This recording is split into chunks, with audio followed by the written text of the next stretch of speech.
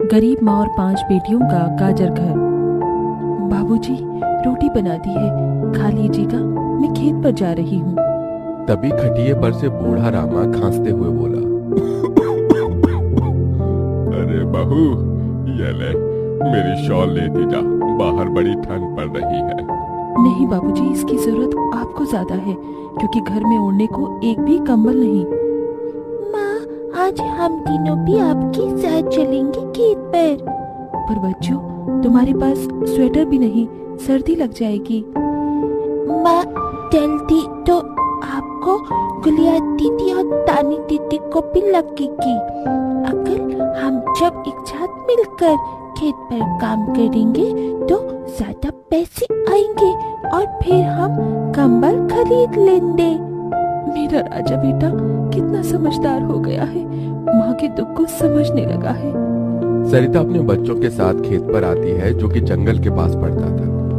बच्चों, हमें आज के आज खेत जोतकर गाजर की फसल बोनी है।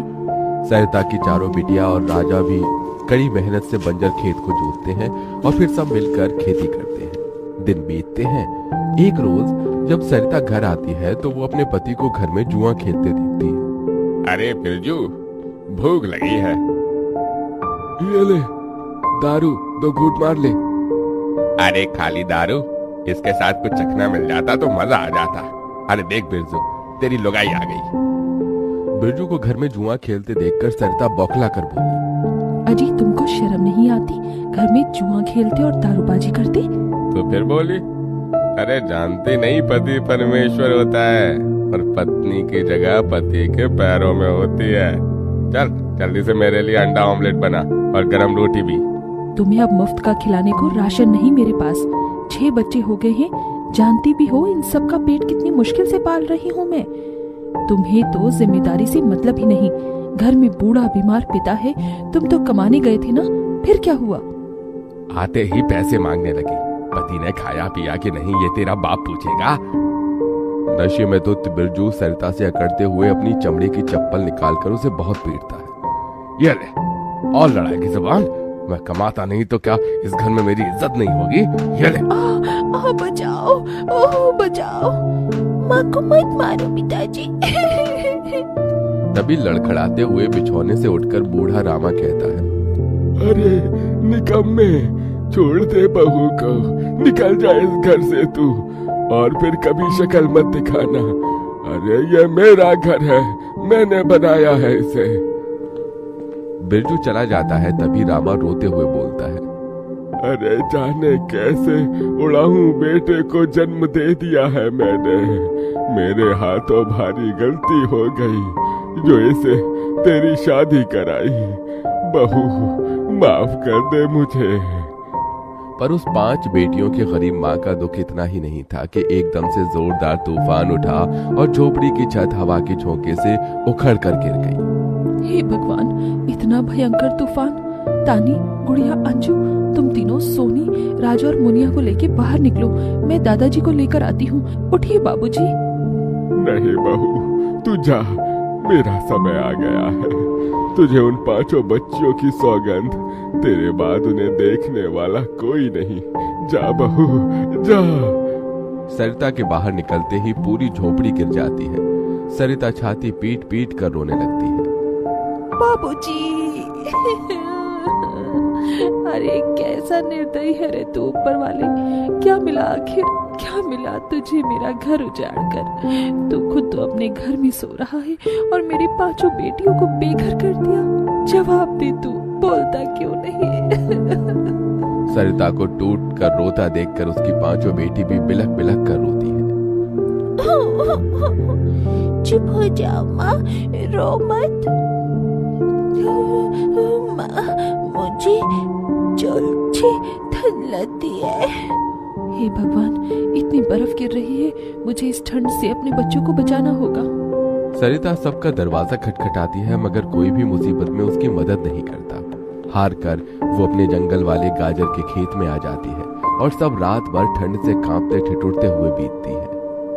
माँ, बहुत भूख लगी है। हाँ माँ, मुझे भी भूख लगी है। तभी सरिता की सबसे बड़ी बेटी तानी खेत में देखती है जहाँ लाल लाल गाजर उगे थे। देखो माँ, हमारे खेत में तो गाजर तैयार हो गई है। फिर तानी अपने सभी भाई बहनों को गाजर तोड़ कर देती है। ये लो मेरी बहनों, गाजर खा लो। अपनी बेटियों को ठंड में ऐसे देख उस गरीब माँ का मन अपार दुख से भर जाता है। अपनी इस गरीब लाचार माँ को माफ कर देना बच्चों, तुम्हें ये ठंड भोगना पड़ रहा है। तभी एकदम से दिन का माहौल रात सा हो जाता है और तेजी से बर्फ गिरने लगती है। बाप रे बाप, एकदम से इतनी ठंड, ऐसे तो बिना घर के हम बच नहीं पाएंगे। तभी सरिता अपना आंचल उन पर उड़ाती है, मगर बच्चे थरथरा उठते हैं कि एकदम से गुड़िया कहती है, माँ, तानी दीदी, हम अपना घर बना सकते हैं। मगर कैसे बिटिया, हमारे पास पैसे भी तो नहीं। माँ देखो, हमारे खेत में कितने सारे गाजर उगे हैं, हम इसी से अपना घर तैयार करेंगे, पर हम सबको साथ मिलकर मदद करनी होगी। राजा बेटा, जब तक कि हम गाजर घर तैयार नहीं कर लेते, तुझे अपनी छोटी बहनों का ख्याल रखना होगा। रखेगा ना? हाँ माँ, रखूंगा। सरिता आग जलाकर अपने दोनों सबसे छोटे बच्चों को उसके पास बिठा देती है और खुद अपनी चारों बेटियों के साथ उस भयंकर ठंड में गाजर घर बनाने लगती है। अंजू, सोनी, गुड़िया, तुम दोनों मुझे और तानी दीदी को गाजर तोड़ तोड़ कर दो, हम घर बनाते हैं। ठीक है माँ। गरीब माँ बेटियां मिलकर गाजर घर बनाती हैं, मगर घर एकदम से ढह जाता है, जिससे सरिता दुखी हो जाती है। कितनी मेहनत से ये गाजर घर बनाया था हमने, मगर सारी मेहनत बेकार चली गई। तभी चारों बेटियां रोते हुए गाकर अपनी माँ को हिम्मत देती हैं। जिंदगी की यही रीत है, हार के बाद ही जीत है। थोड़ी आंसू है, थोड़ी हंसी, आज गम है तो कल है खुशी। जिंदगी की यही रीत है, हार के बाद ही जीत है। मेरी बच्चियों। रोते हुए सरिता अपनी बेटी को गले से लगा लेती है। वो फिर कोशिश करते हैं, कई बार उनका गाजर घर बिगड़ता है। तभी गुड़िया कहती है, माँ, अगर हम अपना गाजर घर मजबूत बनाने के लिए पहले लकड़ी फट्टी से ढांचा बना लें, तो फिर हमारा गाजर घर नहीं गिरेगा। सब ऐसा ही करती हैं, जिससे उस बार उनका गाजर का घर मजबूत बन जाता है। सरिता अपनी पांचों बेटियों और बेटे के साथ घर के अंदर आती है, तब जाकर उनके शरीर को गर्माहट महसूस होती है।